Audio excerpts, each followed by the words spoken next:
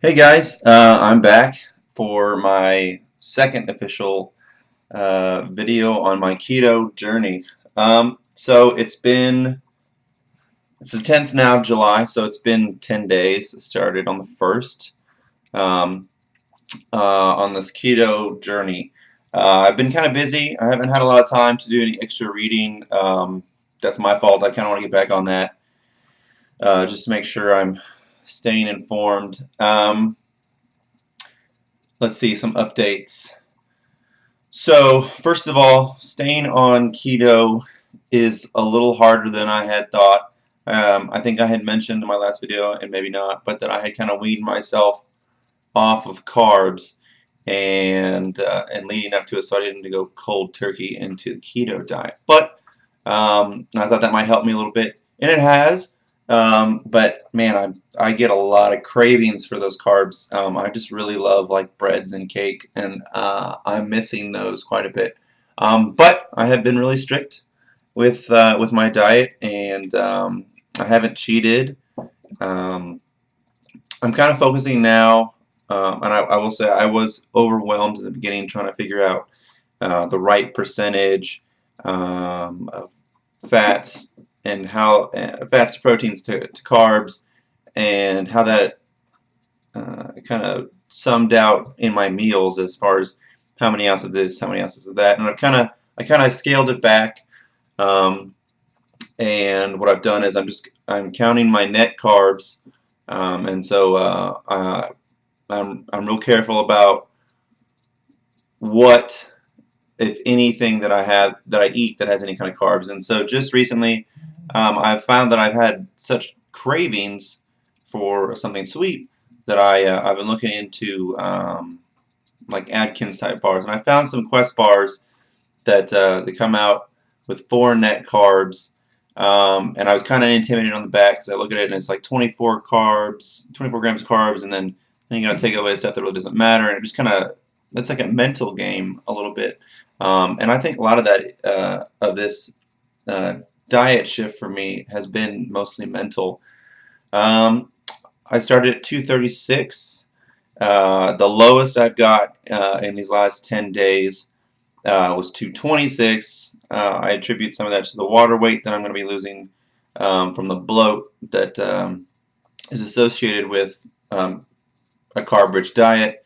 And but just today, I weighed myself about 20 minutes ago, and I am 228. So I'm going to say about an 8-pound loss. I'm fully hydrated.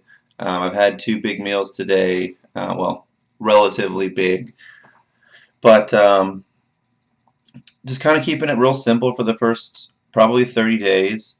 And I'm finding that it's a little easier that way. So for anybody that's having trouble making diet plans, and I'm no expert in the kitchen, but breakfast, bacon, eggs, cheese, sour cream, and guacamole. And I keep it real simple. If I do have to put some carbs, some added carbs in there, just to kind of help me curb my cravings, I'll put some strawberries. But I used to be a strawberry fiend, and I just eat the whole basket. But I find if I eat it at the fridge, just 4 strawberries at a time and put them away, I'm good, and I do feel satisfied. I just kind of keep it as like a little treat for myself. And then lunches is real simple. I was eating salads for a while with like hard-boiled eggs and then a heavy dose of ranch. But now I've just started switching it up to having some tuna with some mayo and some kale. So I'm kind of incorporating, added a lot of mayo to kind of keep that fat content pretty high, because the tuna is really high in protein. And what I don't want to happen is to start um, switch my body to burning protein instead of the fats. So, but again, I'm not micromanaging it. I'm really just kind of macroing and keeping track of my net carbs.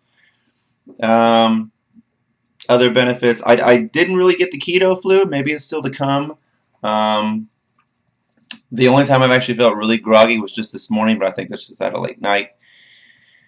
I will say, and knock on wood, this continues, but I have had acne throughout my life, and I will say at least since starting this, my skin has started to clear up, and I'm hoping that it's a side effect of keto, and not just fair weather that I'm experiencing right now with my hormones or whatnot. But um, I haven't had this clear of skin in quite some time, so I'm hoping that continues. I know that it can be a side effect from ketos, some skin conditions clearing up. So there's a weight loss, skin condition. I don't really feel more energized, but I do work out every day or every other day, and I am increasing my workout length a little bit and my intensity. So I'm not sure if that contributed to not having the keto flu. Just keeping myself constantly non-sedentary. But yeah, that's pretty much it for this update. If you guys have any comments or questions, feel free to leave them in the below the video. And I know there was a comment posted on that last video, and I'll get back to it, I promise. Make a response. I do appreciate anybody who's watching, anybody who has feedback. And if you're on the journey with me, keep it up. All right, until next time.